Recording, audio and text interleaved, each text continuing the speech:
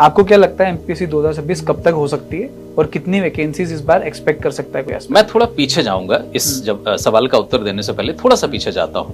पिछले साल जब एमपीपीएससी का नोटिफिकेशन आया उसके बाद कम वैकेंसी के कारण और कम टाइम के कारण लोगों ने आंदोलन किया था। और उस प्रोटेस्ट के बाद हमें लगा कि एमपीपीएससी ने कुछ नहीं किया, पर उसके बाद सरकार में बहुत कुछ हुआ है। सरकार ने उसके ऊपर कमिटीज बनाई हैं और एमपीपीएससी को ओवरऑल चेंज करने को लेकर के सरकार के भीतर जीएडी में बहुत सारे बदलाव हो रहे हैं।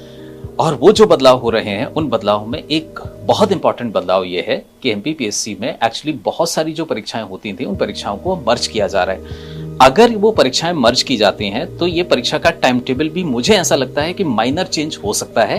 फिर भी अगर मैं दोनों के सिनेरियो देखूं कि अगर एमपीपीएससी में कुछ नहीं बदलता है, जैसे एमपीपीएससी हमेशा होती थी, उसके हिसाब से अक्टूबर के आसपास आपकी डेट आ जाएगी।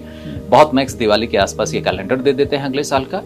दिसंबर के आखिरी सप्ताह में ये नोटिफिकेशन दे देते हैं और फरवरी के दूसरे तीसरे संडे को ये एग्जाम करा लेते हैं। तो अगर हम उसके हिसाब से देखें तो मुश्किल से 5 महीने बचे हुए हैं, अगर हम ये माने कि पीएससी में कुछ नहीं बदल रहा है। पर बिलीव में एमपीपीएससी में साल बहुत कुछ बदलने वाला है, और अगर बहुत कुछ बदलने वाला है और सरकार के लेवल पे बहुत चीजें हो रही हैं और वो बहुत पॉजिटिव चेंज होने वाले हैं। अगर ये चेंज होते हैं तो एक पॉसिबिलिटी है कि परीक्षा थोड़ा आगे बढ़ सकती है, मतलब कि ये अप्रैल या मई में जा सकती है, बिल्कुल लगभग उसी समय जिस समय बाकी स्टेट के प्रीलिम्स होते हैं और यूपीएससी का प्रीलिम्स होता है। तो मिनिमम आपके पास है 5 महीने, मैक्सिमम आपके पास है 8 महीने अगले एमपीपीएससी एग्जाम में।